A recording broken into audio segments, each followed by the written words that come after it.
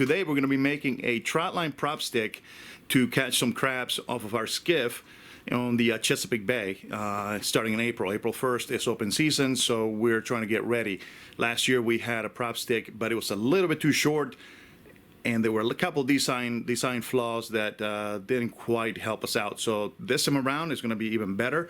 So I'm going to be posting all the parts that we're going to be using to build this today.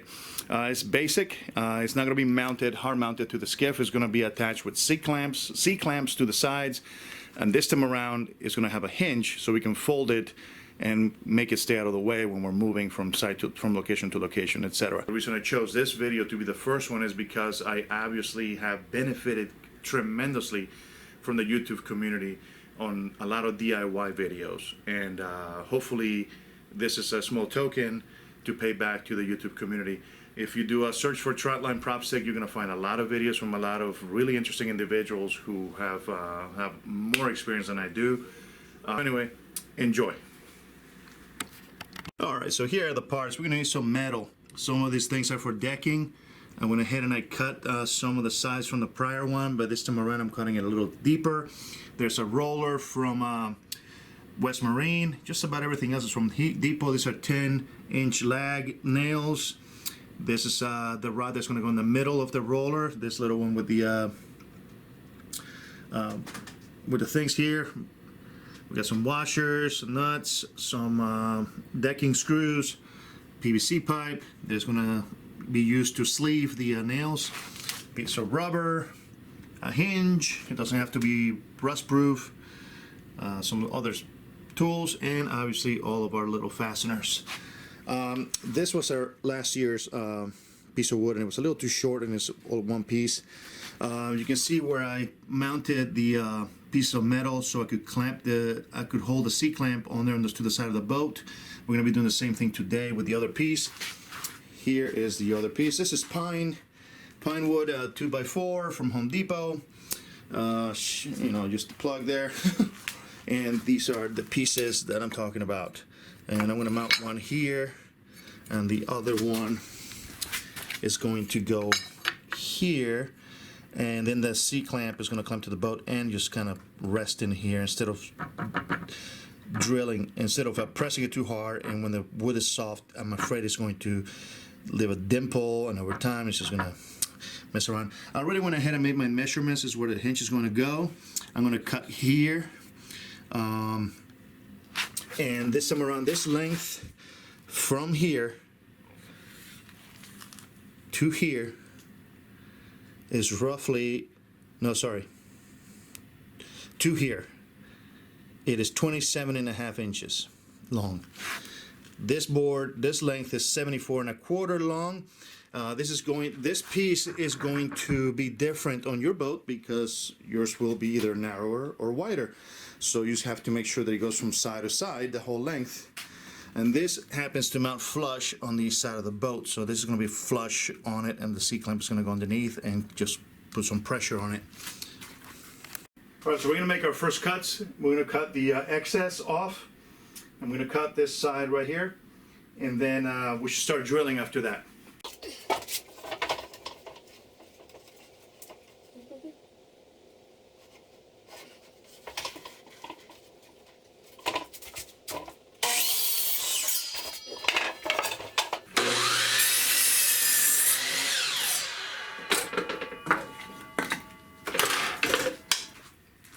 Alright, so the next thing I'm going to do, I'm going to use the old piece of wood that I had, and I'm going to make a new sidewalls for the roller. The roller is going to go right here, and I got holes that are already pre-drilled on this one from the past, but I'm not really quite happy with the location of the hole.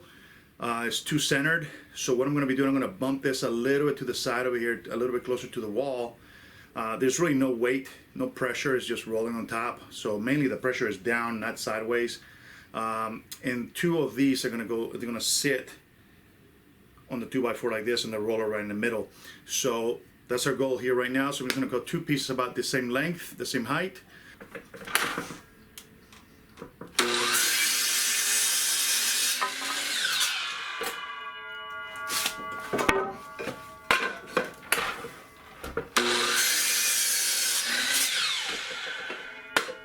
One.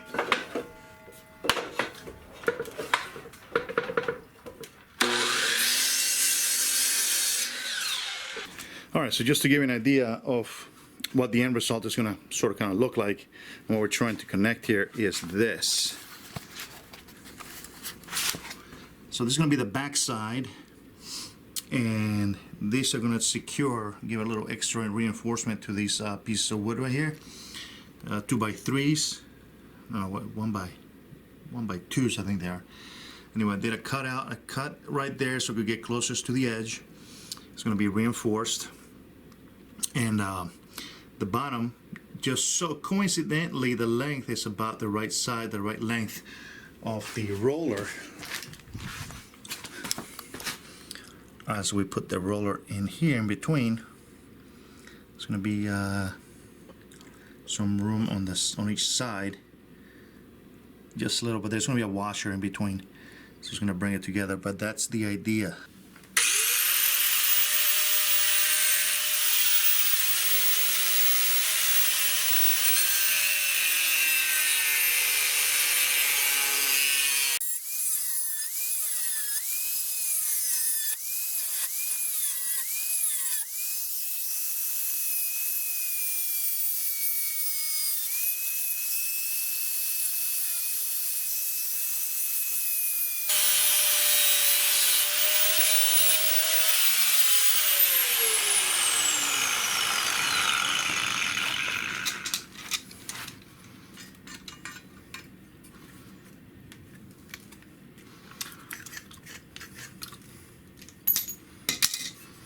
So this is a dry fit right now. What it is, I drilled a 1/2 inch hole on this side and on this side, and as you can tell, everything's going to be fitted properly here. Doesn't really matter how high this is. I mean, I guess it should matter how high the piece of wood are, but the two nails are going to be one here and one here. They're going to be as guides, and I think they're going to be a little bit taller than this piece of wood.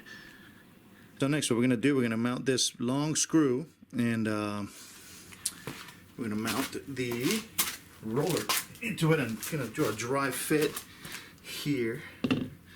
Try to not take things down.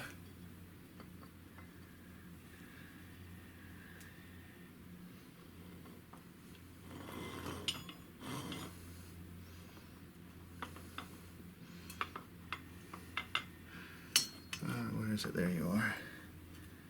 There you are. There you are. Okay. All right. So we have our dry fit here going on. And the reason I'm doing this is to find what the location of this lag bolt. At this point, it's a lag bolt, or no, it's not a lag bolt. It's a big old nail, so that it has clearance, so it doesn't bump against the rubber. And it's also going to have a sleeve, a PVC sleeve. So we're going to try to use this. So what we're going to do, we're going to put it upside down, actually. And this is going to keep the line right here down the middle. Even if I tip the boat a bit that way with the weight, it won't run into the wood, metal, and rubber action here and get caught. So it's going to continue riding. The worst thing that can happen is that it just goes diagonal like this. So, but it'll hit the bumper here, and there'll be another one here. So, all right. So the next thing we're going to do is, I have the spots where these nails need to go into, right? But I thought maybe this drill bit right here will allow me to drill a wide enough hole so the nail fits in snug. But it's not. I pre-drilled a hole in a different piece of wood so that I don't damage this. And this happens to be the right identical size, so it's going to just come right out of the hole. So now what I'm thinking is maybe I need, at this point, a long screw, which I actually had in my hands at Home Depot, and I chose against it. Because I said, no, I got this. So famous last words. All right, so that's what I'm going to do. I'm going to return these to Home Depot and get those long 8-inch screws. 8 inches should be plenty of length. These are 10 inches, so 2 inches low. Yeah, should be plenty of length.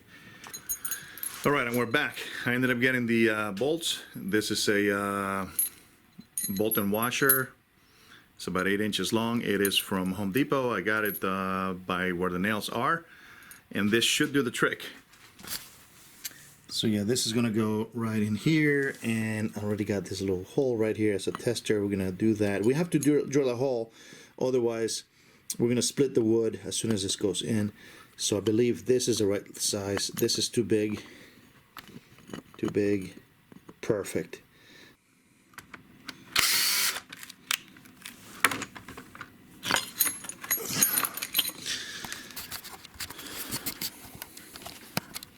All right, so next we're going to cut the PVC to the length.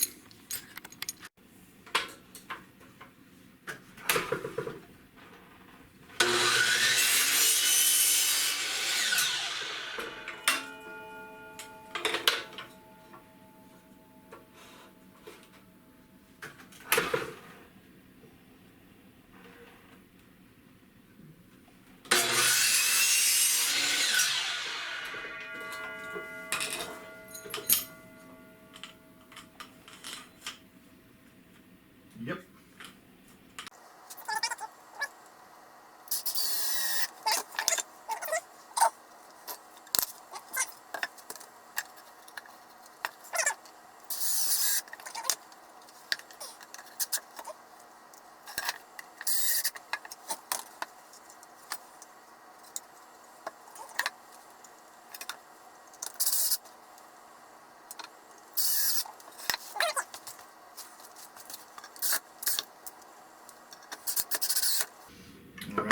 I'm going to put 2 screws here to reinforce this, and this is where these come in handy.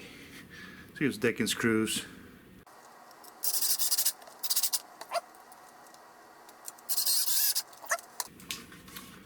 And as you can see, there's the one side. Got the hole. All right, so here it is. This is the back. This is going to be the back of the unit here, and I'm about to mount the roller, and then I'm going to put the screws right here.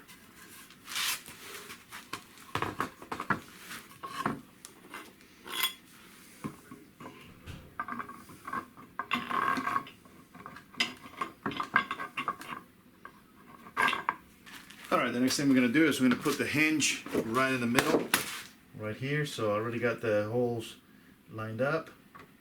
We're going to start with the middle one.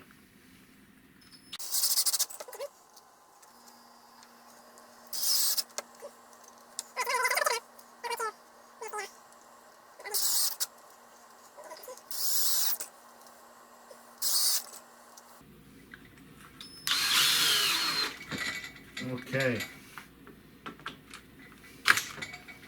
We got them all exactly where we want them. There we go. And now we're going to have the this clamp on, the clamp bay support.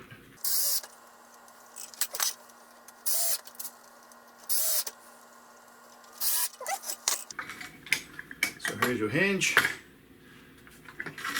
and this is where you put it away when you're moving.